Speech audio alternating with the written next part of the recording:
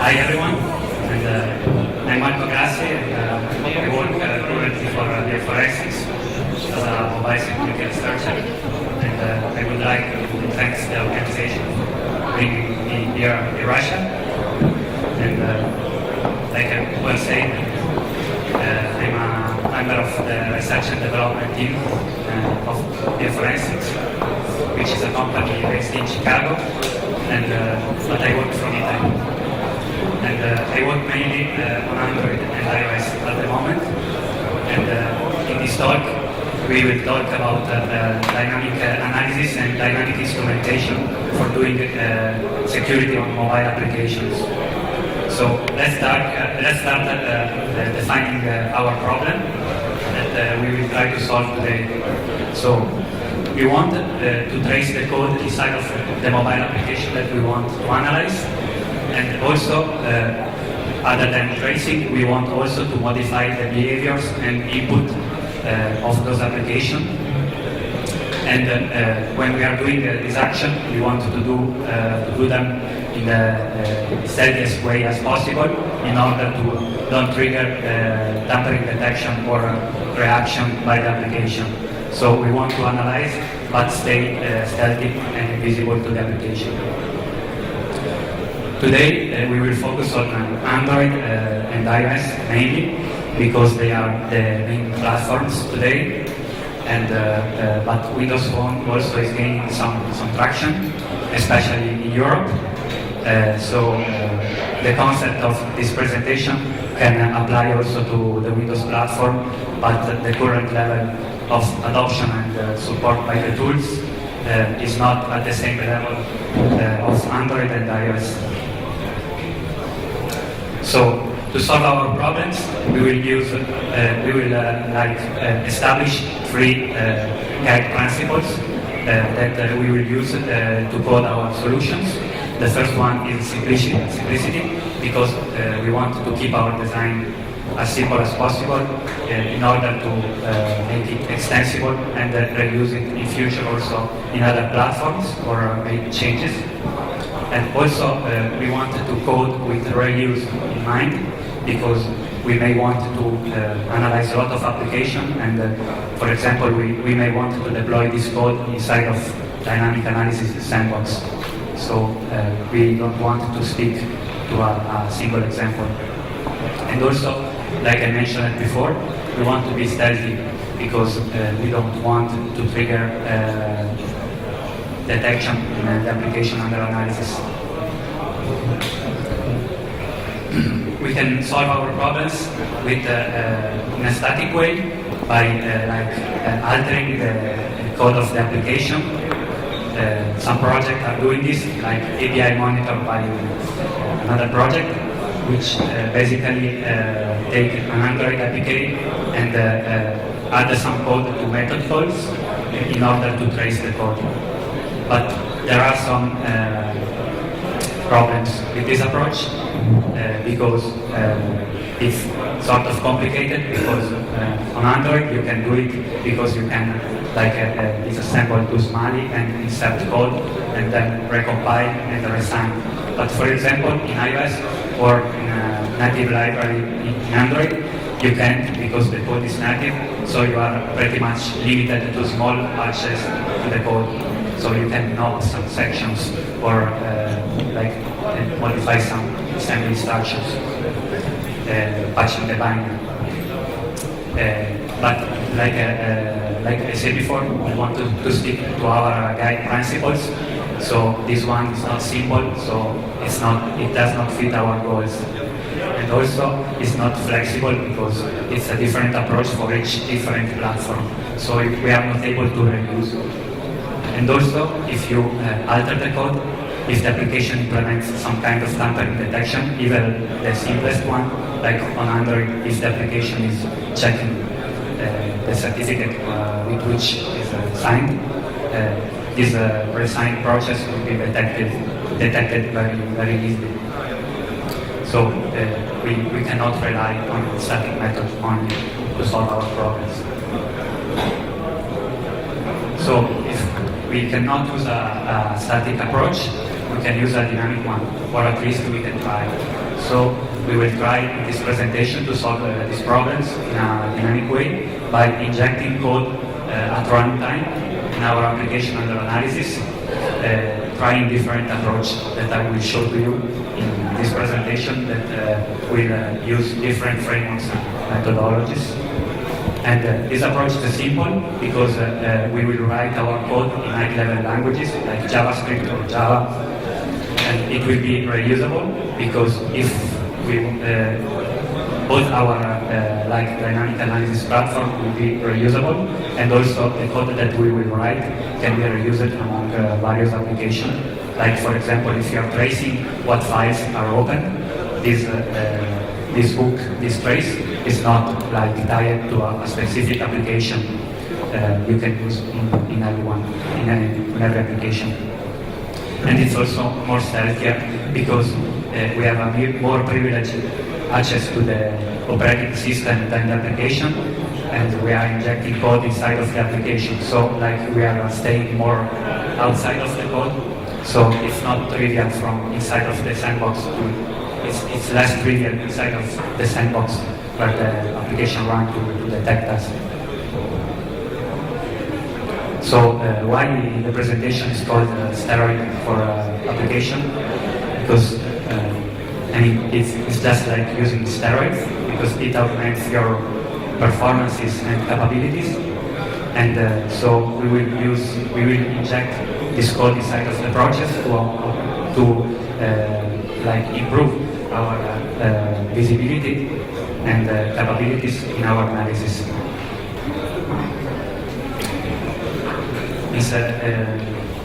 In the meanwhile, I do the presentation. I will do some small digressions on malware. So when you will see this symbol on the slides, it will be a small parenthesis related to malware and how the mobile malware is already using similar techniques that we will present in order to inject code inside of other processes. We will use this test application, which is a very popular password manager, in order to show the example that we will show. So we will use one password manager, and we will fix those goals, which are hiding route to the application on Android, and also we want to hook inside of the cryptographic code to improve our understanding of the application without reading the compiled code or whatever. So we want to use dynamic analysis to understand better what crypto they are using. So here there are some small snippets from the compiled code of the application, and these functions will be our targets for hooking and altering the code. We will inject the code inside of those methods. The first one is a trivial root detection. Is just a method that will return if some additional methods have detected root in some way. So if we patch this to return false, the application will never detect that we have root on the phone. And also we will hook inside of this utility function that was disabled in production to don't log the code, and we will insert one of our probes here, and we will hijack the execution, and we will print the string. So we will be able again to see what the developer was logging, which are interesting cryptographic logging that it was leaved in the code. So what we can use to do dynamic instrumentation and dynamic analysis and hooking code on Android. This is what more or less is available at the moment to use. So some of them are Android only, and some of them are iOS only. And today we will look at the first two because they are like the more popular one for doing operating system modifications, like to modify. I will explain better later, and then we will see the last one, which is a more newer one, which supports, which is Rider, which supports a variety of operating systems, and which is the one that I want to push more today because I think it's very good, but it's not very used. So, for the first frameworks, I will show to you Expose framework and CT substrate. Probably a lot of people already know those frameworks because they are used to deploy ROM modifications, but they can be used also for our purposes of application security and modify code and book code.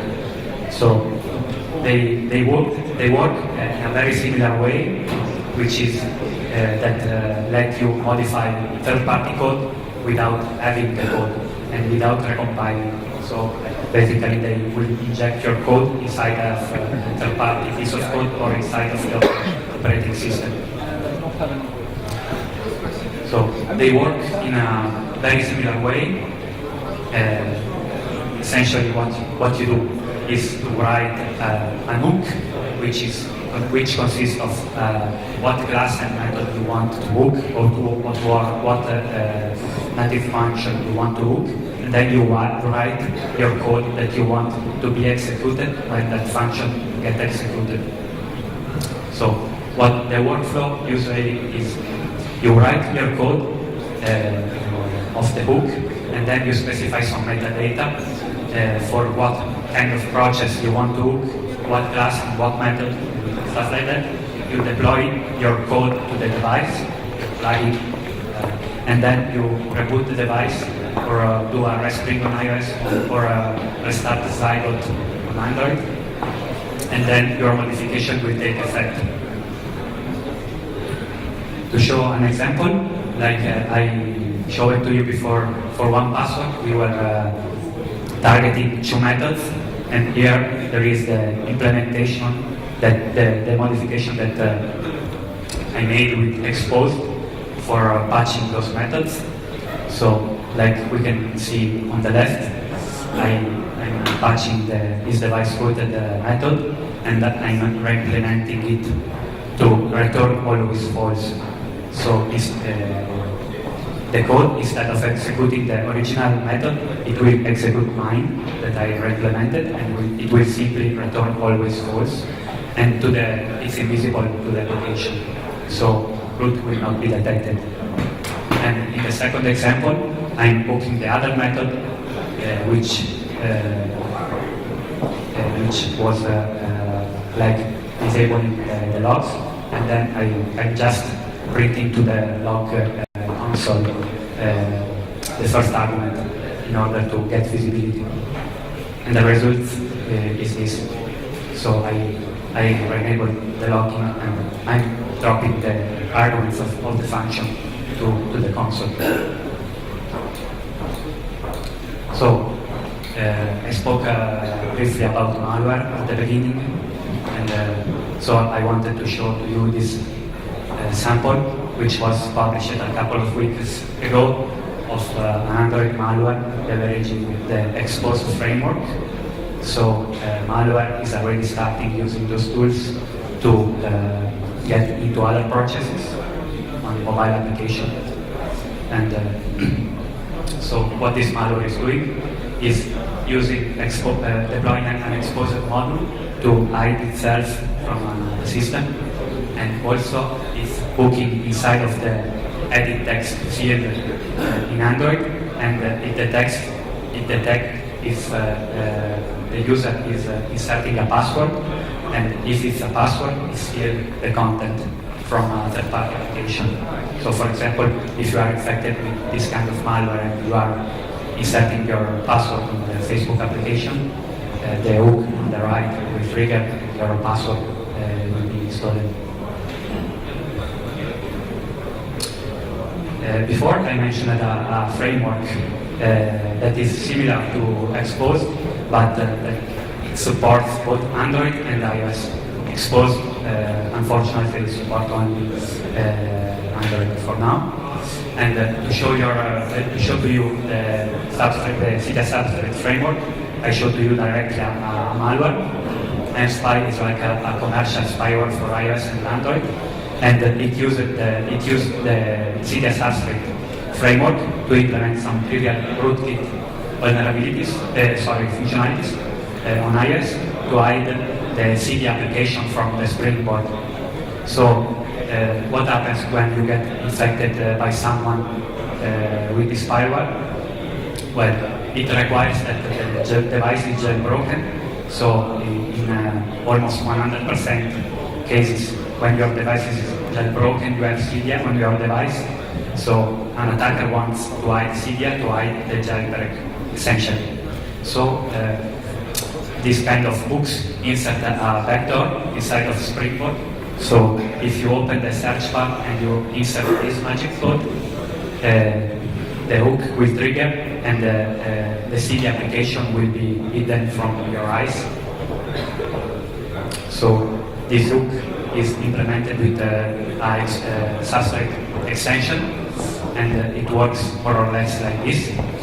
Essentially, it hooks some method inside of Springboard, and when you enter input inside of the search bar, and if the string matches this magic value for free, etc., it will hide your icon from the Springboard by setting a flag inside of Cydia info list, and then it will refresh the UI.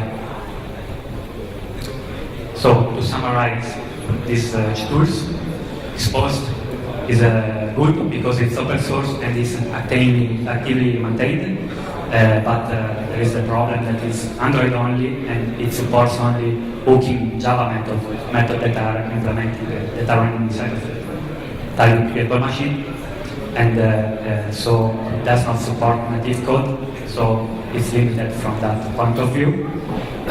But there are a lot of modules developed on Exposed, so it's great if you are interested into Android only.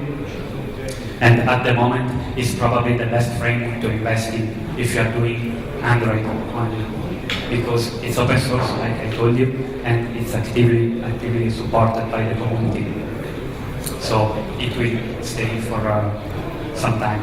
So it's good to invest in this framework if you are developing a dynamic analysis platform, for example. Cydia substrate instead is great because it supports iOS and Android, and you can look pretty much everything. Objective-C, dynamic, and native method, so you can look pretty much everything. And on iOS, the community is very active, but unfortunately, it's closed source. It's developed by Sauric, and so it can be sort of risky to invest time in it, because if it's deprecated, you are sort of working on something that is not developed anymore. And especially on Android, it seems that a lot of work is going on. So in my opinion, it can be risky. Here there are some projects to check out based on those frameworks. This one especially is a project developed by one of my colleagues that disables SSL pinning in all your application inside of Android. So if you have to perform a security assessment on an application that is performing SSL pinning, you can disable this and get visibility again in the network traffic. And this other one project is a project that basically manages what is returned to the application by sensitive APIs, like you can mask your position, GPS position, or your contact numbers if you are scared that some application is like leaking data or accessing data that should not. And also on Cydia substrate, there are a lot of work done by replacement partners, which have those two tools for Android and iOS for dynamic analysis, and which I really recommend to check out.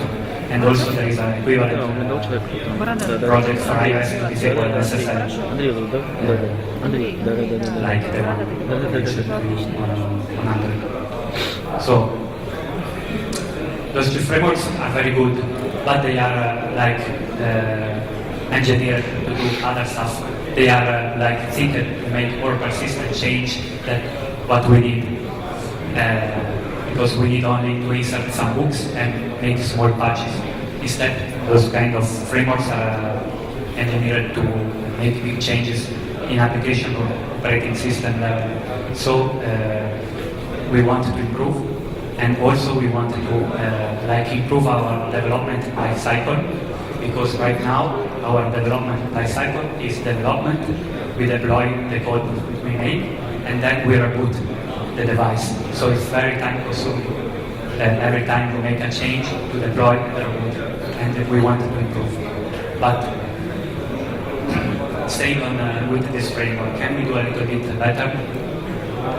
But my suggestion is to use this framework, but to create an abstraction on top of them. Deploy your own abstraction, and from a software engineering point of view, I suggest you to define your targets, define your rules, and define your action very generically, and then place them using reflection inside of your own. In this way, you can abstract from the implementation, and then you can improve your your development life cycle. I will show to you an example right now instead of doing an abstract explanation. In this way, you can define them in an abstract way, like in a metadata file, and then you can just reboot without deploying. This one is my first POC that I will show to you. It's my abstraction layer built on top of exposed framework. It's named by Kankuro, which is a Naruto characters, and it's inside with puppets. So it's pretty much like instrumenting other processes. So it's using exposed, but it can use also Obsidian. And basically what we will do, we will write our hooks inside of a JSON file, and then we will push this file on the device, and then our project will harvest this JSON file, and then will place our hook for us. So how does JSON look? It looks like this. We will specify the package name of our application. For example, here I'm targeting Spotify and the one password, and I say hook this class name, put this method name, and do this action. For example, here I'm just logging to logcat those kind of methods.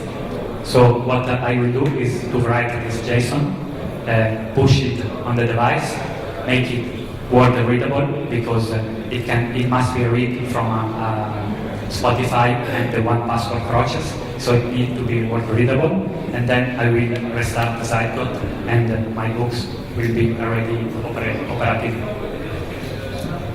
So, like I mentioned before, this one already improved our process, but there is one last pain in the ass, which is to restart Zycode or reboot the device.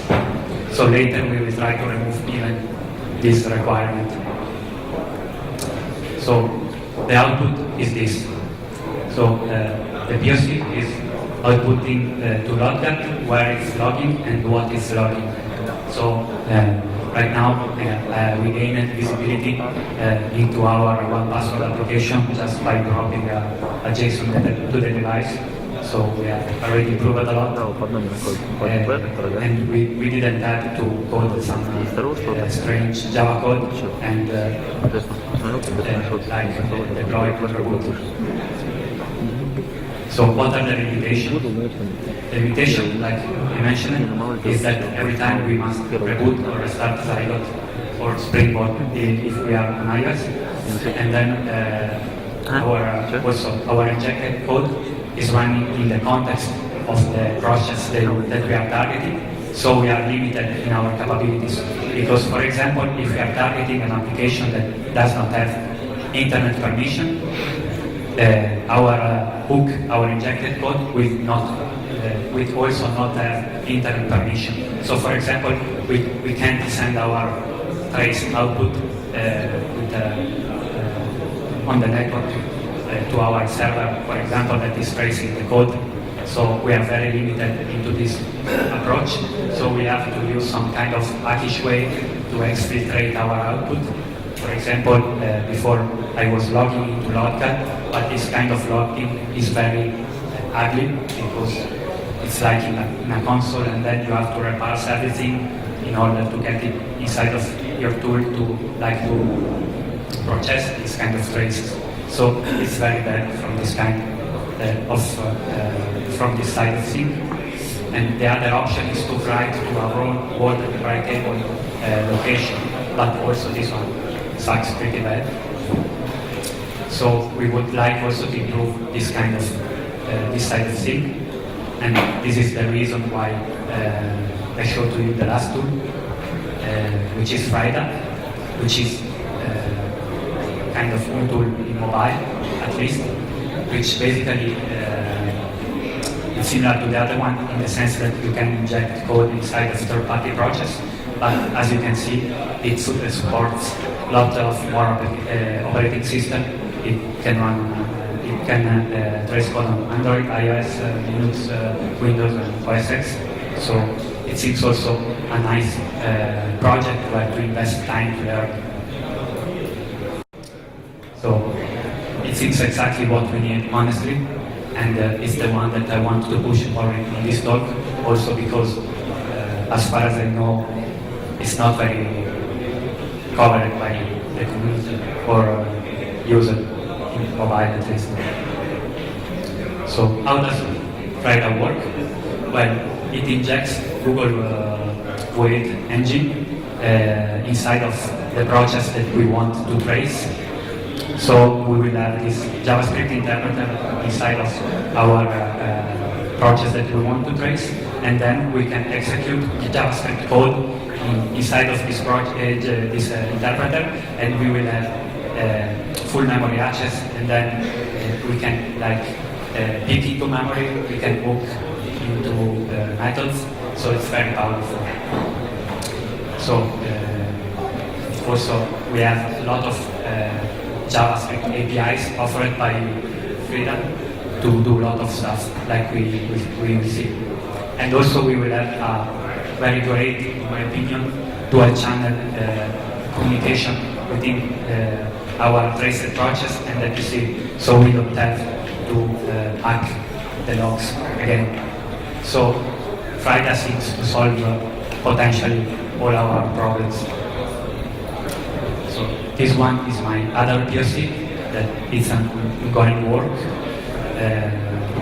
So there is a lot of work to do, and it's named another Naruto characters that also fight with puppets, but it is also a puppet because basically he transplant his heart inside of other puppets.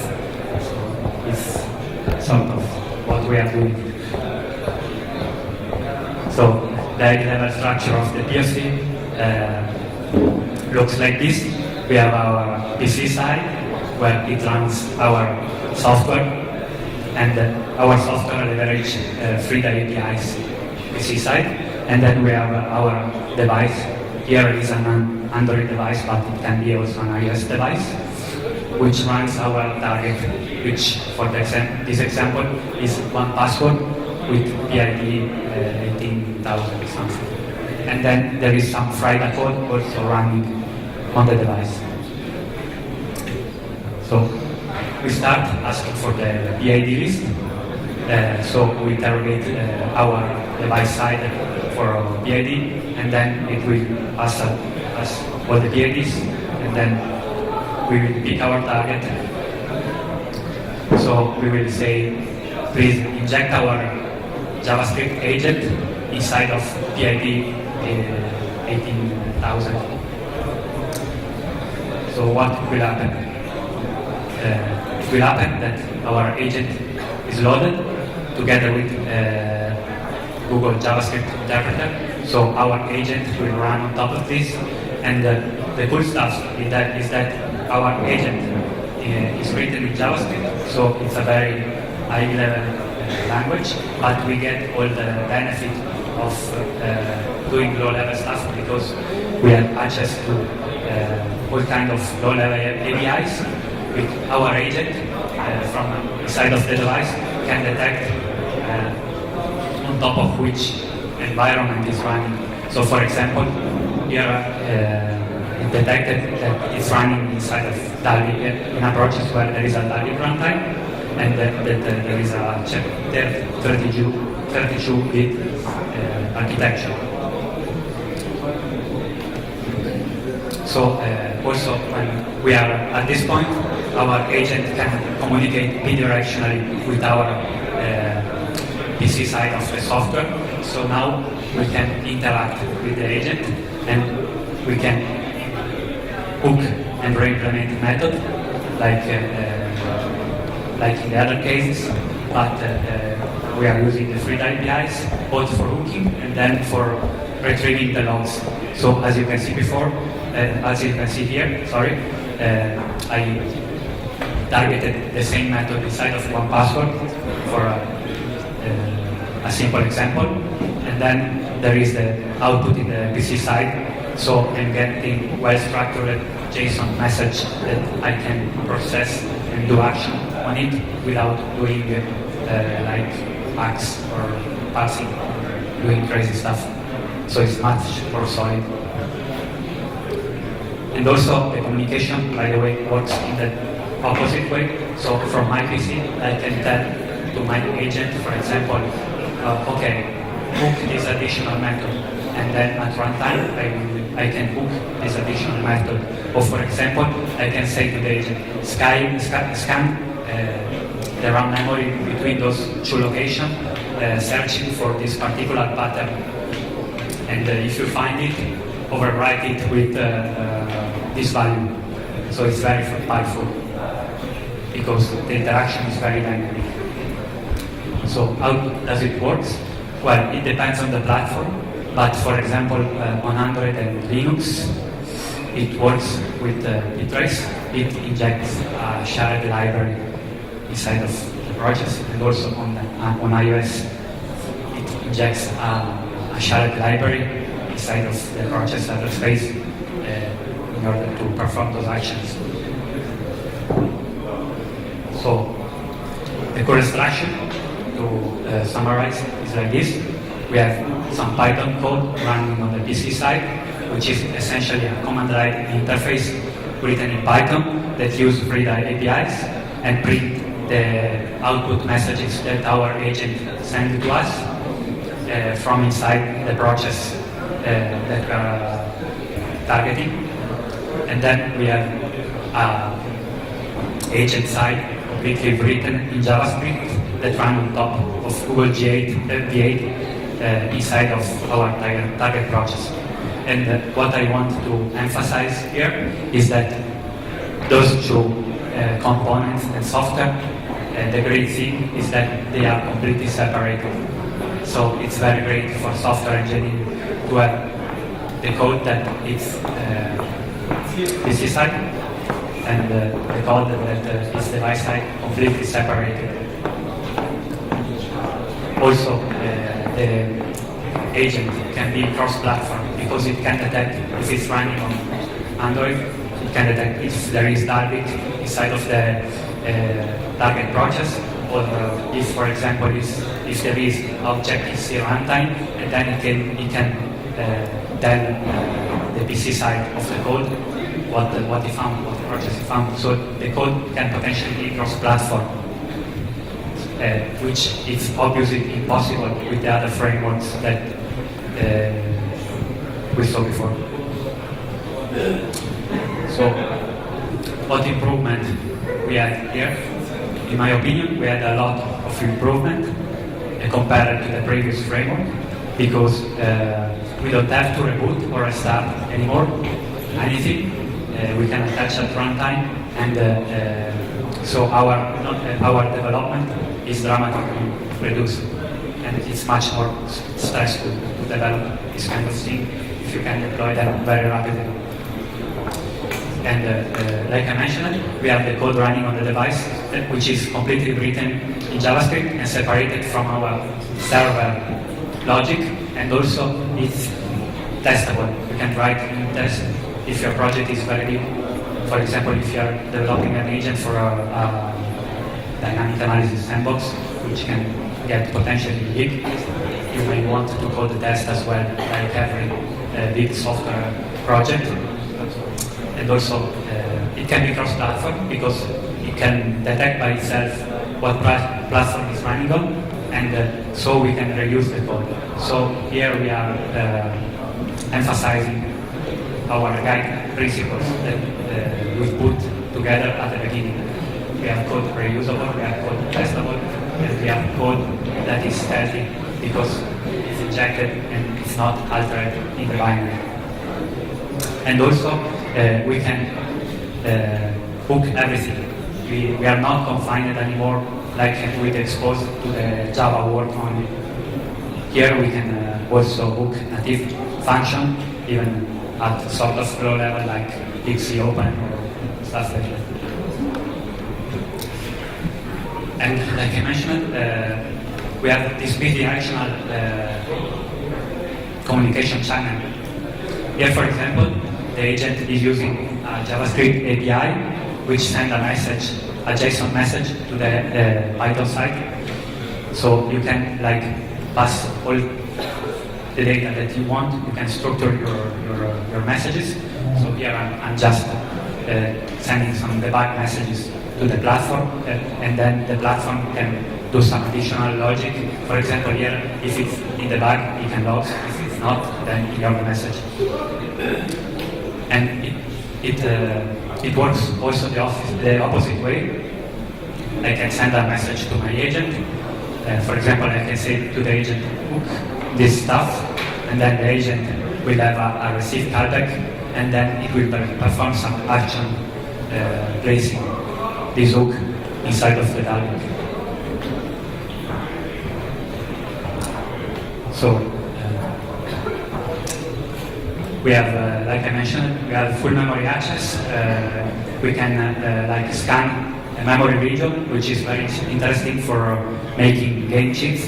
Because, for example, you can scan a memory region to see like items or number of coins or stuff like that, and then you can patch them at runtime and have like infinite stuff.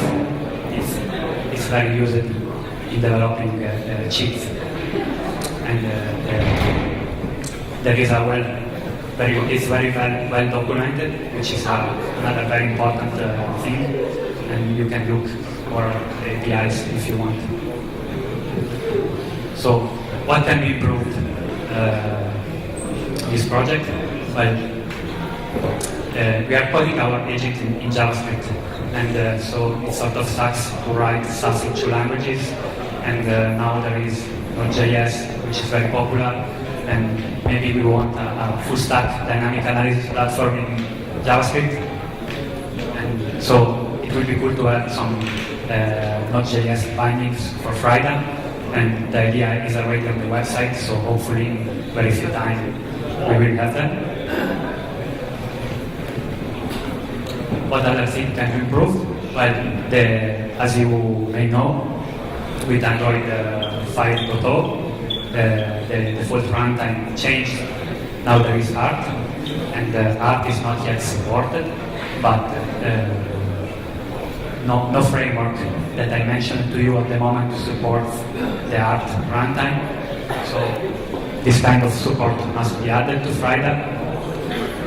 And also there are other research to do in order to hook to the code before the application start. Because, for example, speaking about malware, you may want to have the chance to run before the malware does, to place some additional hooks. Like, for example, on Android, to place some hooks before it load an additional text or stuff like that. So this one must be there is some more additional work to do, like, for example, hooking in Zygote or stuff like that. And also, there is some security problem which there are some crashes or stuff like that on Android and iOS side, but I think that with more contribution and testing, this side of things can improve very much, and the code can stabilize a lot. So the last thing, I wanted to show another malware that was spotted a couple of weeks ago, which used Bitrace, like Frida is using Bitrace to inject a shared library inside of a third-party project, and also this malware is doing something similar, is injecting a shared library in the third-party projects, which is a sort of an advanced malware, in my opinion, if you think about the status of the malware on Android.